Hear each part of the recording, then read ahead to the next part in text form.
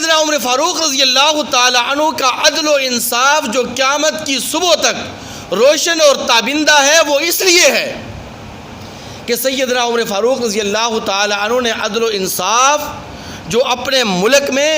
اپنی عوام پر نافذ کیا تھا، ان کی اپنی ذات پر بھی مکمل طور پر نافذ تھا۔ سبحان اللہ۔ سیدنا عمر فاروق رضی اللہ تعالی عنہ نے جب سفر شروع کیا تو آپ نے اپنے ساتھ کوئی لاؤ لشکر، کوئی فوج، کوئی گاڑیوں کا قافلہ، کوئی پروٹوکول نہیں، صرف ایک غلام اور ایک اونٹ کو اپنے ساتھ لیا۔ جب یہ سفر شروع کرنے لگے تو سیدنا عمر فاروق رضی اللہ تعالیٰ اپنے غلام سے کہا، بڑی اہم بات، اپنے غلام سے کہا کہ سفر بہت لمبا ہے، اگر پورے راستے میں تم پیدل چلتے رہو گے تو تم تھک جاؤ گے، میں پیدل چلتا رہوں گا تو میں تھک جاؤں گا، اس لیے ایسا کرتے ہیں اور ہم آپس میں یہ طے کرتے ہیں کہ ایک منزل تم اونٹنی کی نکیل پکڑو گے اور تم پیدل چلو گے، میں اونٹ پر بیٹھوں گا، جب وہ منزل ختم ہوگی دوسری منزل شروع ہوگی تو وہاں سے اونٹ کی نکیل میں پکڑوں گا، تم میرے اونٹ کے اوپر سوار ہو جاؤ گے اور یوں ہمارا پورا سفر طے ہوگا۔ اچھا، بڑی اہم بات، مزے کی بات، جب یہ سفر مکمل ہونے لگا، حضرت عمر فاروق رضی اللہ تعالی عنہ بیت المقدس پہنچنے لگے اور بیت المقدس کے اندر داخل ہونے لگے تو اب اونٹ کی نکیل پکڑنے کی باری حضرت عمر فاروق کی تھی اور اونٹ کے اوپر سوار ہونے کی باری غلام کی تھی۔ تو غلام نے کہا کہ امیر المؤمنین، آپ نے پورے راستے میں میرے ساتھ بڑے اچھا برتاؤ کیا، میرا بڑا خیال رکھا آپ نے،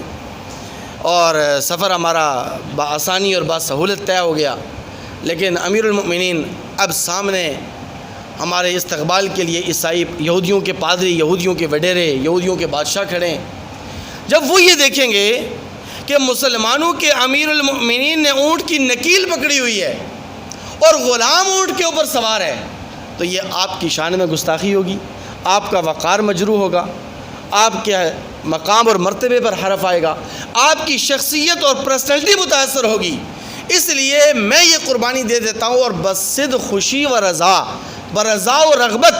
میں اس بات کے لیے تیار ہوں کہ اونٹ باری آپ کی ہے لیکن اونٹ کی نکیل میں پکڑوں گا، آپ اونٹ کے اوپر سوار ہوں گے۔ سیدنا عمر فاروق رضی اللہ تعالی عنہ نے کہا کہ ارے کیسی بات کرتے ہو، یہ تو وہ عمر ہے کہ جس عمر نے اپنے دور خلافت کے اندر عدل و انصاف کا ایسا نفاذ کیا ہے کہ اس عدل و انصاف کی مثالیں زندہ و تابندہ اس لیے ہیں اور قیامت کی صبح تک زندہ و تابندہ اس لیے رہیں گی کہ یہ عدل و انصاف جہاں ملک کے اوپر نافذ ہے، یہ عدل و انصاف جہاں عوام کے اوپر نافذ ہے، اس عدل و انصاف سے خود امیر المؤمنین، خود مسلمانوں کا وزیر اعظم، خود مسلمانوں کا سربراہ، خود مسلمانوں کا بادشاہ مستثنا نہیں ہو سکتا۔ باری میری ہے، اونٹ کی نکیل میں پکڑوں گا، تم اونٹ کے اوپر بیٹھو گے، اس سے میری شخصیت متاثر ہو، اس سے میرا وقار مجروح ہو، اس سے میرا مقام اور مرتبہ مجروح ہو، مجھے اس بات کی کوئی پرواہ نہیں، میں سب کچھ قربان کر سکتا ہوں لیکن عدل و انصاف کے تقاضوں کو قربان نہیں کر سکتا۔ چلیں، سفر مکمل ہو گیا جی۔ سفر جب مکمل ہوا تو دوسری طرف ابو عبیدہ بن جراح رضی اللہ تعالی عنہ استقبال کے لیے بیت المقدس سے باہر تشریف لے آئے۔ اب دوسری طرف جو یہودیوں کے علماء اور ان کے ربانیین اور ان کے جو احبار تھے وہ تورات اور انجیل کی کتابیں بھی لے کر آگے کہ عمر نامی شخص آ رہا ہے، تو ہم نے اپنی کتابوں میں دیکھ کر عمر فاروق کو دیکھنا ہے اور انہوں نشانیاں جو ہے ہم نے پرکھنی ہیں۔ تو ابو عبیدہ بن جراح رضی اللہ تعالی عنہ آگے بڑھے اور آگے بڑھ کر انہوں نے امیر المؤمنین عمر فاروق رضی اللہ تعالی عنہ سے کہا کہ امیر المؤمنین، اس وقت جو آپ نے یہ لباس پہنا ہوا ہے نا، آپ کی قمیص کے اوپر بے شمار پیوند لگے ہوئے ہیں۔ کیا لگے ہوئے ہیں جی؟ پیوند لگے ہوئے ہیں، جگہ جگہ آپ کی قمیص کے اوپر پیوند لگے ہوئے ہیں۔ تو اس وقت آپ کی ملاقات یہودیوں کے پادریوں سے ہے، یہودیوں کے بادشاہ سے ہے، ان کے بڑے وڈیروں سے ہے۔ یہ دنیا دار قسم کے لوگ اس سادگی کو، اس عاجزی کو، تواضع کو بڑی حقارت کی نگاہ سے دیکھتے ہیں، اس لیے ہم یوں کرتے ہیں کہ بیت المال سے آپ کے لیے شاہی لباس منگاتے ہیں اور یہ جو آپ کی اونٹنی ہے مریل قسم کی، دبلی قسم کی، پتلی قسم کی، کمزور قسم کی، اس کو بھی تبدیل کر دیتے ہیں، عمدہ قسم کا گھوڑا آپ کے لیے لے آتے ہیں۔ تو انہوں نے بڑا اصرار کیا تو حضرت عمر فاروق رضی اللہ تعالیٰ کہ چلو ٹھیک ہے، کیونکہ بسا اوقات ساتھیوں کی بات رکھنی پڑتی ہے، دوست احباب کے جذبات اور احساسات کا خیال رکھنا پڑتا ہے۔ انہوں نے کہا ٹھیک ہے لے آؤ بھائی اگر تم ایسا کہتے ہو۔ حضرت عمر فاروق رضی اللہ تعالیٰ عنہ کی خدمت میں شاہی لباس بھی لایا گیا اور عمدہ قسم کا گھوڑا بھی لایا گیا، پہن لیا آپ نے، شاہی لباس پہن لیا۔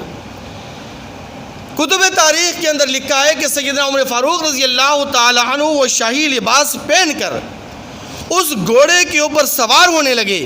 ایک قدم آپ کا زمین کے اوپر تھا، دوسرا قدم آپ نے اونٹ کے رکاب اس گھوڑے کے رکاب پر رکھا تو فوراً چیخ اٹھے، پکار اٹھے اور بے اختیار پکارنے لگے، ہلک عمر، ہلک عمر، ہلک عمر، عمر ہلاک ہو گیا، عمر تو برباد ہو گیا، عمر تو برباد ہو گیا۔ فوراً نیچے اترے اور نیچے اتر کر انہوں نے وہی پرانا لباس، وہ پیوند والا لباس پہنا، اسی اونٹنی کے اوپر سوار ہو گئے اور سوار ہو کر وہ پھر بیت المقدس کے اندر جا کے داخل ہوئے۔ جب بیت المقدس کے اندر داخل ہوئے تو وہ جو یہودیوں کے علماء اور ان کے جو ربانیین تھے وہ اپنی ایک نظر تورات کو دیکھتے ہیں اور دوسری نظر عمر فاروق رضی اللہ تعالیٰ عنہ کو دیکھتے ہیں۔ ساری نشانیاں فاتح بیت المقدس کی جو ان کی کتابوں کے اندر لکھی تھیں، ایک ایک نشانی جب انہوں نے پرکھ لی تو ایک یہودی عالم کہنے لگا کہ ایک نشانی رہتی ہے، اس نشانی کو بھی دیکھ لو۔ کہا وہ کون سی نشانی ہے؟ کہا کہ وہ نشانی یہ ہے کہ مسلمانوں کا جو امیر المؤمنین ہوگا اور جو فاتح بیت المقدس ہوگا، جس کے ہاتھوں بیت المقدس کو اللہ تعالیٰ فتح عطا فرمائیں گے، اس کے کپڑوں کے اوپر پیوند لگے ہوں گے۔ سبحان اللہ۔ اس کے کپڑوں کے اوپر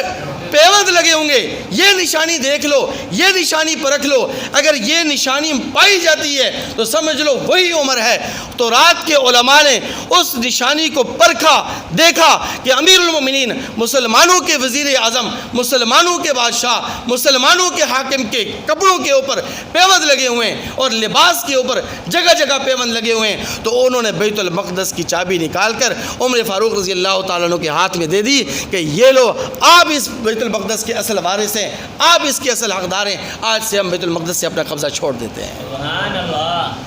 پھر اس کے بعد یہ بیت المقدس مسلمانوں کے قبضے میں رہا، مسلمان اس کے اوپر قابض رہے، مسلمانوں کے ہاتھوں میں یہ بیت المقدس رہا ایک عرصہ دراز تک، بلکہ کئی صدیوں تک رہا۔ لیکن آج دوبارہ اسی بیت المقدس کے اوپر، آج اسی مسجد اقصیٰ کے اوپر دوبارہ یہودیوں کا قبضہ ہے اور آج مسلمانوں کو وہاں جمعے کی نماز نہیں پڑھنے دی جاتی۔ اور ابھی حالیہ جو واقعات ہوئے ہیں فلسطین کے مظلوم مسلمانوں کے ساتھ، وہ آپ کی آنکھوں کے سامنے ہیں۔ آپ نے الیکٹرانک پرنٹ میڈیا اور سوشل میڈیا کے اوپر ساری تصاویر آپ نے دیکھ لی ہیں، سارے معاملات آپ نے دیکھ لیے ہیں کہ کس طرح مسلمانوں پر اور فلسطین کے مظلوم مسلمانوں پر ظلم و ستم کیا گیا اور ظلم و ستم کے ان کے اوپر پہاڑ توڑے گئے۔ لیکن ابھی وقتی طور پر، عارضی طور پر جنگ بندی ہے۔ لیکن میرے مسلمان بھائیوں، ہماری کیا ذمہ داریاں ہیں؟ آخر ہم بھی مسلمان ہیں اور ایک مسلمان دوسرے مسلمان کا بھائی ہے۔ تمام کے تمام مسلمان جسم واحد کی طرح ہیں۔ اگر جسم کے کسی ایک عضو کو کوئی تکلیف پہنچتی ہے تو پورا کا پورا جسم متاثر ہوتا ہے۔ تو اگر فلسطین کے مظلوم مسلمان اس وقت اگر پریشانی کا شکار ہیں، اذیت کا شکار ہیں، تو اس کا درد ہم سب کو محسوس ہونا چاہیے، نہیں ہونا چاہیے۔ لیکن ہم نے کرنا کیا ہے؟ پہلے مرحلے میں جیسے جمعے میں نے عرض کیا کہ ہم نے دعاؤں کے اندر فلسطین کے مظلوم مسلمانوں کو یاد رکھنا ہے۔ دیکھیں یہ دعائیں بہت بڑا ہتھیار ہے،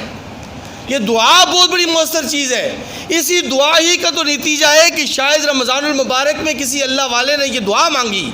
کہ یا ربا فلسطین کے مظلوم مسلمانوں کی غیبی مدد فرما، اور اس دعا ہی کا نتیجہ ہے کہ پہلی مرتبہ یہ فلسطین کا مسئلہ پوری دنیا کے اوپر سب سے زیادہ ڈسکس ہوا ہے، سب سے زیادہ یہ معاملہ ڈسکس رہا ہے پوری دنیا کے اندر، صرف پاکستان میں نہیں پوری دنیا کے اندر، اور عالمی سطح کے اوپر اس فلسطین کے مسئلے کو اٹھایا گیا ہے، ورنہ اس سے پہلے فلسطین کے مسئلے کو اتنی اہمیت نہیں دی گئی۔ لیکن میرے مسلمان بھائیوں، صرف دعاؤں سے بات نہیں چلے گی۔ اس وقت غزہ کی جو پٹی ہے، اس پٹی کے اوپر جس طرح فلسطینیوں کے گھروں کو تباہ کیا گیا ہے، ان کی بلڈنگز جس طرح تباہ کی گئی ہیں، ان کے شہر جس طرح تباہ کیے گئے ہیں، تو ہم نے ان کے ساتھ اپنی مالی مدد بھی کرنی ہے۔ اس غزہ کی دوبارہ آبادی کے لیے، اس شہر کی دوبارہ اثر و تعمیر کے لیے ہم نے مالی طور پر اپنا حصہ ڈالنا ہے۔ ہونا تو یہ چاہیے کہ ہمارے یہ بے حس اور بے ضمیر حکمران ایک عالمی فنڈ قائم کریں اور اس عالمی فنڈ کے نتیجے میں جا کر غزہ کی پٹی کے اوپر دوبارہ اس شہر کو اسی طرح آباد کریں جس طرح پہلے وہ آباد تھا۔ لیکن ہم نے اپنے طور کے اوپر جتنی ہماری حیثیت ہے، جتنی ہمیں اللہ تعالیٰ نے توفیق دی ہے، تو ہم نے فلسطین کے مظلوم مسلمانوں کی دوبارہ آبادی کے لیے، ان کو دوبارہ گھروں میں بسانے کے لیے ہم نے اپنے مالی تعاون اپنا پیش کرنا ہے، انشاءاللہ کریں گے انشاءاللہ۔ اور اس کے ساتھ ساتھ اگر یہ عارضی جو جنگ بندی ہے اگر یہ دوبارہ ختم ہو جاتی ہے، یہ جنگ بندی ختم ہو کر دوبارہ جنگ شروع ہو جاتی ہے، تو ہمارے یہ بے حس اور بے ضمیر حکمرانوں کو چاہیے کہ وہ اپنی اپنی افواج وہاں پر بھیجیں، اپنی افواج وہاں بھیجیں اور جا کر وہاں پر وہ اسرائیلیوں کے خلاف لڑیں اور مظلوم فلسطینی بھائیوں کی مدد اور ان کے ساتھ تعاون کریں۔ اگر یہ اتنے بے حس اور اتنے بے ضمیر حکمران اگر یہ نہیں کر سکتے، اپنی افواج نہیں بھیج سکتے،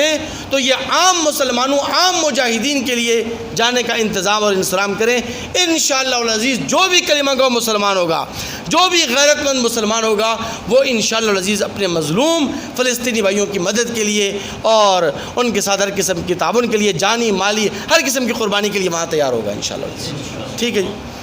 اللہ تعالیٰ سے دعا ہے کہ اللہ تعالیٰ ہمیں ان باتوں پر عمل کرنے کی توفیق